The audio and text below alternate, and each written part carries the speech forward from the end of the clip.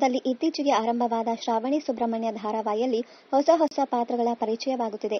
ಇದರ ನಡುವೆ ಮೋಕ್ಷ ಎನ್ನುವ ಪಾತ್ರದ ಮೂಲಕ ಚೈತ್ರಾ ರಾವ್ ಸೀರಿಯಲ್ಗೆ ಎಂಟ್ರಿ ಕೊಟ್ಟಿದ್ದಾರೆ. ಹಿಂದೆ ಜೋಡಿ ಹಕ್ಕಿ ಎನ್ನುವ ಜನಪ್ರಿಯ ಧಾರಾವಾಹಿ ಪ್ರಸಾರವಾಗುತ್ತಿದ್ದು, ಸೀರಿಯಲ್ನಲ್ಲಿ ನಾಯಕಿ ಜಾನಕಿ ಟೀಚರ್ ಆಗಿ ನಟಿಸಿದ್ದ ಚೈತ್ರಾ ರಾವ್ ಇದೀಗ ಶ್ರಾವಣಿ ಸುಬ್ರಹ್ಮಣ್ಯದಲ್ಲಿ ನೆಗೆಟಿವ್ ಶೇಡ್ನಲ್ಲಿ ನಟಿಸುತ್ತಿದ್ದಾರೆ.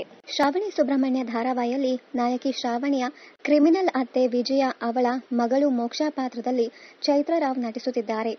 ಈಗಾಗಲೇ ಇವರ ಪಾತ್ರ ರಿವೀಲ್ ಆಗಿದ್ದು, ಶ್ರಾವಣಿಯ ದ್ವೇಷಿಸುವ ಮೋಕ್ಷಳನ್ನ ನೋಡಲು ಹುಡುಗನ ಕಡೆಯವರು ಬಂದಿದ್ದಾರೆ.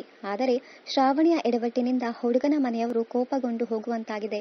ಚೈತ್ರಾ ರಾವ್ ಈ ಧಾರಾವಾಹಿಯಲ್ಲಿ ತುಂಬಾನೇ ಮುದ್ದಾಗಿ ಕಾಣಿಸುತ್ತಿದ್ದಾರೆ. ಇವರ ಪಾತ್ರವನ್ನ ಸಹ ಜನರು ಇಷ್ಟಪಟ್ಟಿದ್ದಾರೆ.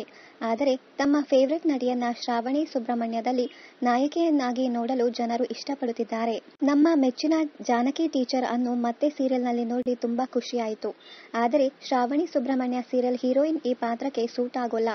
ಬದಲಾಗಿ ಮುದ್ದಾಗಿರುವ ಚೈತ್ರಾ ರಾವ್ ಅವರೇ ನಾಯಕಿಯಾಗಬೇಕಿತ್ತು ಎಂದು ವೀಕ್ಷಕರು ಹೇಳುತ್ತಿದ್ದಾರೆ. ಜೋಡಿ ಹಕ್ಕಿ ಮೂಲಕ ನಟನೆಗೆ ಎಂಟ್ರಿ ಕೊಟ್ಟ ಚೈತ್ರಾ ರಾವ್ ಬಳಿಕ ಮಾಯಾ ಬಜಾರ್ ಸಿನಿಮಾ ಮೂಲಕ ಹಿರಿತೆರೆಗೆ ಎಂಟ್ರಿ ಕೊಟ್ಟರು.